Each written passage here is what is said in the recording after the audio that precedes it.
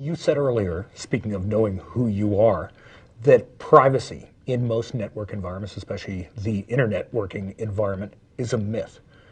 First of all, how true is that? And second, what can a company like Novell and others do to address that? Well, I believe it's a pervasive problem, and it has to do with the fact that people have what we call namespaces that are authenticated or secured in various ways, but they're not generally secure.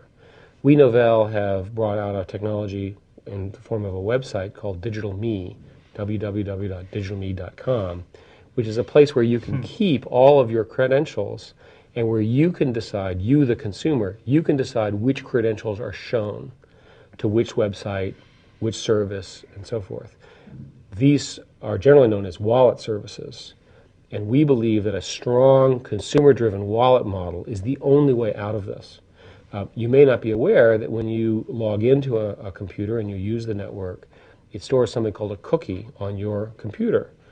Sounds like a good idea until you give your computer to someone else and they steal all your stuff. Now, the reason this works today is because in the United States there's a $50 exemption above which, if your credit card is stolen, you're not personally liable. But you can imagine what the banks think of the fact that people find it now very easy to misuse other people's credit and so forth and so on. This is a problem that has to get fixed. We and a number of other companies are busy fixing it. Digital Me, just to clarify, that is then something like an electronic wallet wherein I can give all my information to it, but it manages the flow or lack thereof of that information to third-party e-commerce sites, for example, in the course of a transaction. This particular idea can be thought of as a first step into the internet. You step through it. It's a first portal. You go through it. You get your identity established, who you want to be for this transaction, and then you go on and do your business. It's not obvious, for example, that I would want to have the same identity and trust and information given to you versus some other vendor versus my friend over here versus my former employer versus my current employer. In fact, it's pretty clear that there are multiple personalities that people have, maybe even multiple identities. They have the identity which is them at work, which is, in my case, my name at my company. But then there's also my online identity at home and perhaps the communities of which I'm a member, which are unrelated to work. Why should they all be one? It actually makes sense that I'd have multiple ones, one for home, one for office, one for my friends. As you describe this, it sounds as if something that starts with a security application and deciding where information should be distributed, where it shouldn't be, clear applications within a corporate network, starts to edge over into the consumer space. Is Novell going to move into a world where these services, especially with people working at home, working at work, working while moving around, the blurring of work and the rest of life, that this becomes a consumer play over time? Well, from a Novell perspective, we are an infrastructure provider, so we will make money selling this infrastructure to companies who understand how to exploit the consumer opportunity that you named. Mm-hmm. I think that the consumer opportunities in front of a strong, secure network are infinitely large, because once people begin to really trust these networks, almost everything we do today with paper, with telephone calls, with voicemail and so forth is more efficiently done on broadband networks that link home, business, school, etc. We're just on the cusp of being able to do that. We've now linked all the local area networks into corporate networks, and the corporations are getting interconnecting with others, and we're beginning to build essentially internet supply chain. Novell calls these I-chains, between this customer, this supplier, this consumer, this warehouse, and building those networks is what everyone's doing today. Once it's built out globally, we have a very powerful infrastructure for, again, communication, branding, and of course entertainment. Broadband, a word that seems to be on the tip of everyone's tongue, and the arguments are, is broadband the XDSL, the digital subscriber line service that the telcos, telephone companies are offering? Is it the cable modem offering? Will it be digital broadcast? How will it be delivered, and what kind of impact will it have on this world? Well, the beauty of the Telecom Act of 1996 is that it has now resulted in multiple competitors at each level. So I don't even need to know the answer to your question, because I don't. What I do know is that the vendors are going to compete like hell. Today, it turns out there are about 1 million cable subscribers, and there's about 150,000 DSL subscribers. There are some fixed base station wireless. I happen to be one in my home, and those numbers are in the tens of thousands. So we know right now that the cable suppliers are ahead, but there's no reason to believe that the others can't catch up.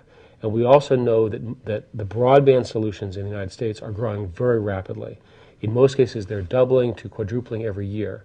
And if that growth rate continues, even for a few years, it becomes a significant part of the choices that consumers face.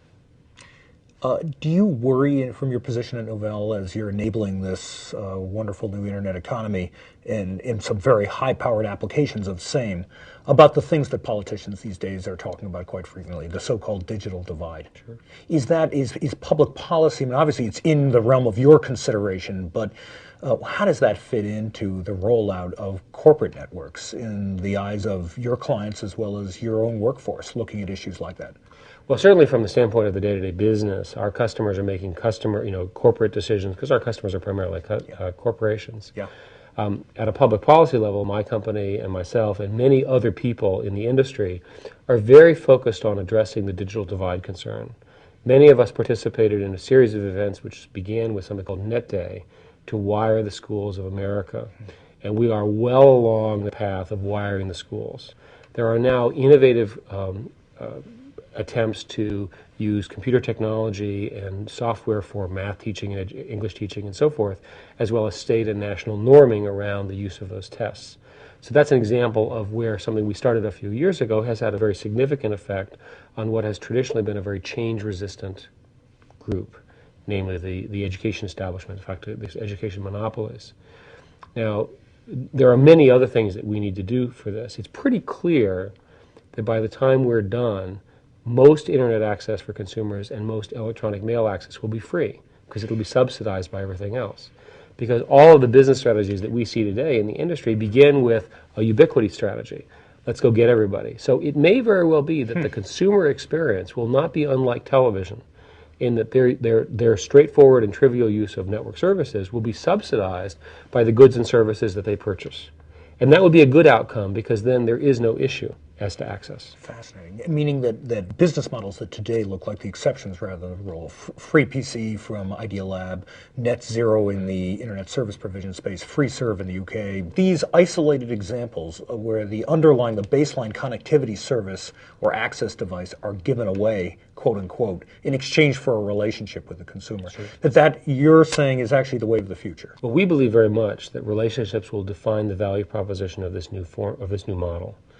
If you think about it, the power of networks will be defined by the interrelationships that you can aggregate, the relationships that you and I have with our friends and our community and our brand and what people use. And if you disagree with me, think eBay, a very successful company, which is essentially an interrelationship about a specific thing involving online auctioning, and a very successful one. And there are many other examples. So there's no question in my mind that relationships will drive this.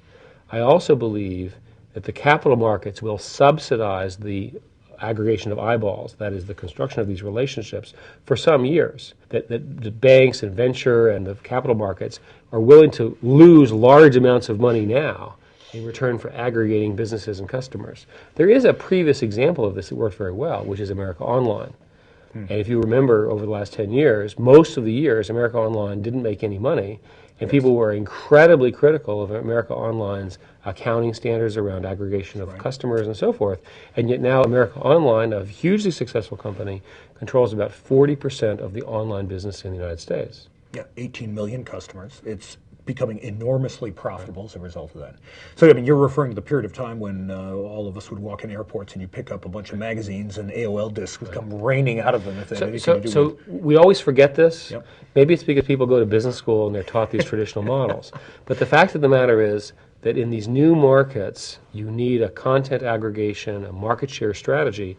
And on the internet, I think from a vendor perspective, unfortunately, all discussions begin with free and work down from there.